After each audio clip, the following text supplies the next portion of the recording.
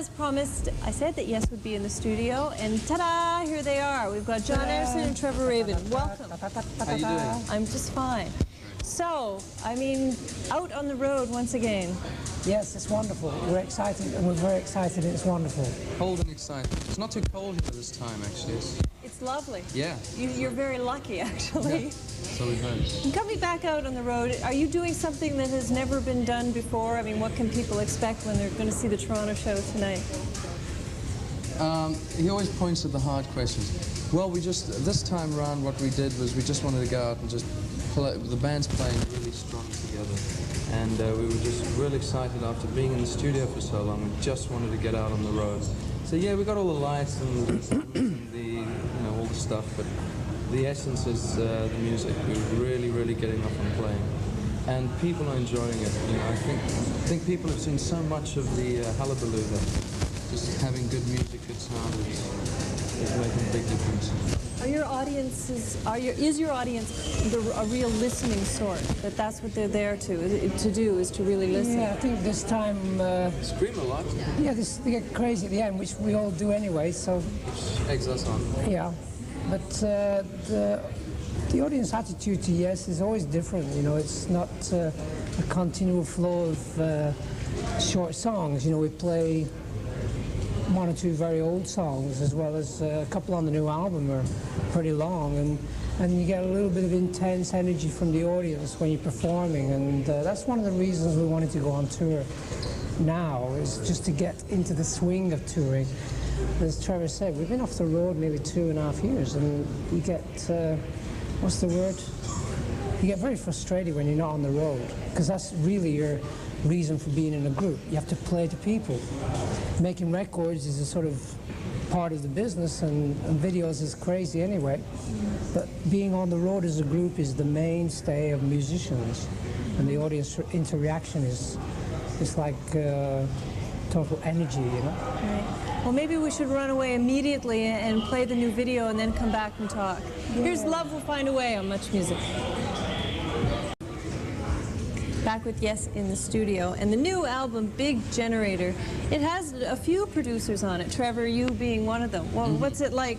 Can you be objective in any sort of way and still play on the record? You have to be. I mean, at the point where you start getting involved in, well, on the mix, for example, you got to kind of take off the hat of musician and put on the hat of producer and get involved on that level. But he'll talk about that. No, I don't know anything about producing. No, talk about me. Yeah, sorry. Trevor. Hi, Larry. Trevor is wonderful. God, I can't afford this. $5 a time. $5? American or Canadian? Not American, thanks. Oh, it's only Canadian. Well, you'll have to pay up later. And he's really wonderful. No, actually, the album was it was going through a lot of trials and tribulations, as all albums do. There is no such thing as an album that's made without a little bit of pain. That's part of making music, you see. And paying. Paying.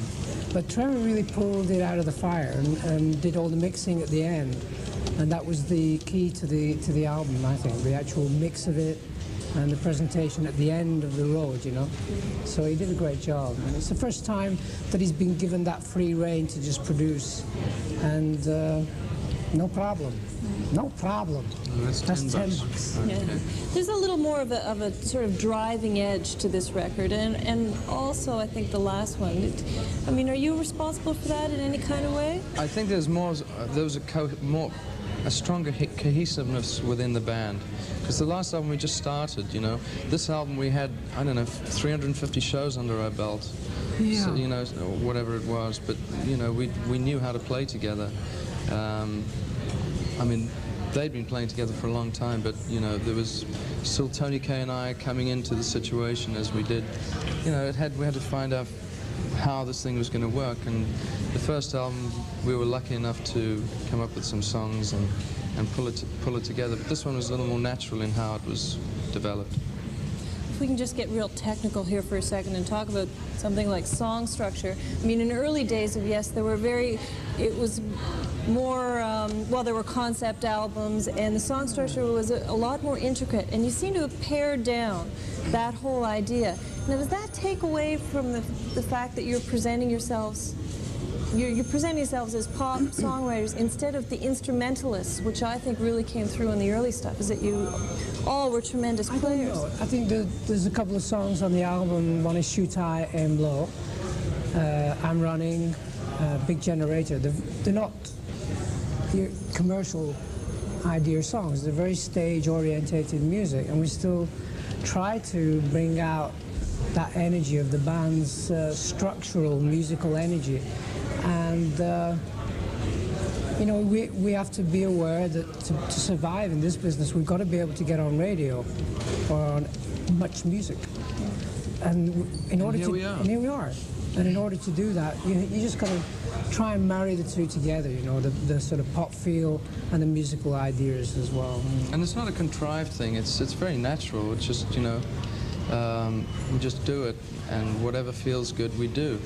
One of the things, talking as a producer, which is a great luxury, is if there are songs which sound different on the album, which is something that we went for, that could be looked upon in some cases as being fragmented and not having direction.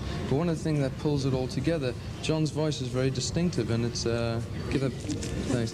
John's voice is very distinctive, so it's easy to change a lot of things because there's always that thread. Yeah. But is it in any way a sacrifice? I mean, to get that more pop. It's hard to say. We had to really pull the band's image into the 80s. With the help of Trevor and the band's attitude to making music now,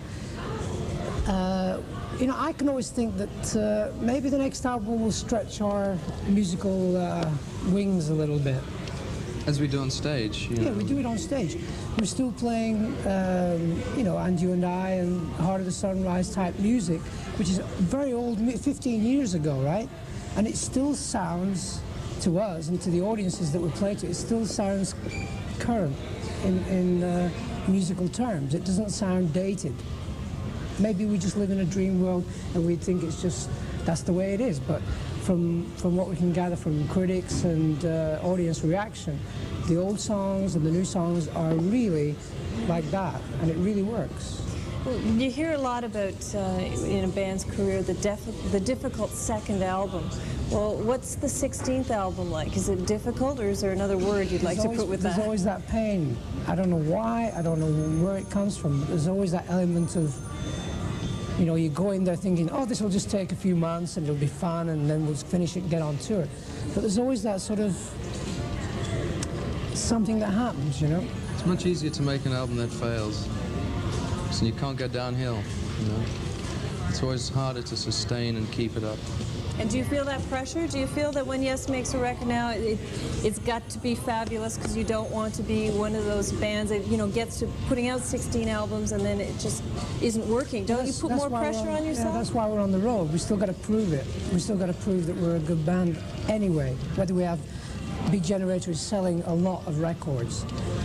But we still got to get up on stage and put the show together, because that's what a group is, you know? Well, let's go back to the last album and the first really huge hit, which I found really hard to believe when we're actually looking at numbers, that was your first #1 hit, Owner of a Lonely Heart? Yeah. Took you a while, guys. Yeah. Well, you know, patience. Actually, in the 70s, we didn't work towards the single market. We worked towards making albums which we could present on stage on a sort of new way of looking at music, you know. We were sometimes totally appreciated and sometimes totally bonked on the head, you know, for being naughty boys. How dare you make music like that, you know? But times change, you know. Do you think they're changing fast enough that would make you go back into the studio the next time and put together a concept album? Depends how we feel at the time. You know, what we did with this album, there was no contrived thing as this is what we're going to do. We're going to make 3 hit singles, we're going to make 5 songs which appeal to the older fan. There was no kind of demographic thought that went into it, or, you know, how it's going to be manipulated by radio. And we just went in and did the album, and after the event then started considering, well, where can we place this and do this, and then started planning ahead. So, you know, I think the next album will also just happen naturally, and then we'll see what happens from then onwards. So each album has been very different. We might finish the album and say, we better do another single. Better do a single for the album. Yeah. You know, that could happen. But Well, we'll see. We'll run away here and play Owner of a Lonely Heart and then come back and talk about solo projects and Canadians and things like that. Here's Owner of a Lonely Heart on Much Music. That was Yes on Much Music, the nation's music station. 24 hours a day, live in stereo. And here we are, live once again. In stereo. In stereo. Hello, hello. Hi. Hello, hi. Solo projects are something that seem to keep bands going. They run off and do something a little different, and there's a Canadian connection here because you cropped up on Gowan's latest album and also in the video. I heard you met at a Dodgers game or something. That's right. I was invited to go and see the Dodgers by Laurie's producer, David Tickle, and they were sitting there. I think we have sort of distant relations because his parents are Scottish and my father was Scottish. So we had a good time and had a few beers and cheered on the old Dodgers, and I think they won. So we struck up a sort of friendship, and the next time I saw him was in the studio when he was recording. I was recording just a couple of doors down. I was doing some sort of ancient Indian music, and he invited me along to hear a song and just suggested would I mind doing a little bit of vocal, and I was very happy to because, you know, he's a good guy and he makes great music. So He's a tremendous keyboard player. yeah, and guitar player too. Very.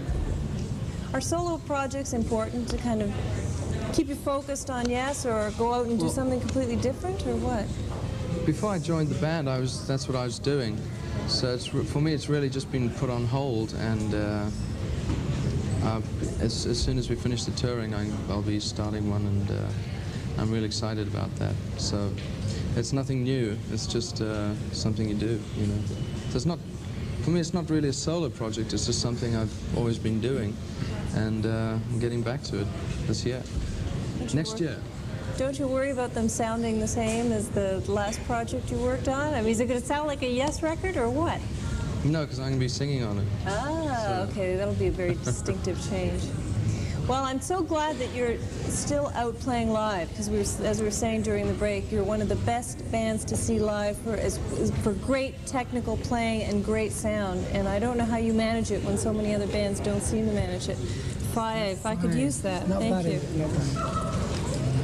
Well, that's tremendous. Do you want to respond to that in any way? Well, we appreciate the compliment. We obviously work very, very hard at getting at the dynamics of the show and working the audience and ending off a show with people having a good time. Yeah, it's going to be fun tonight.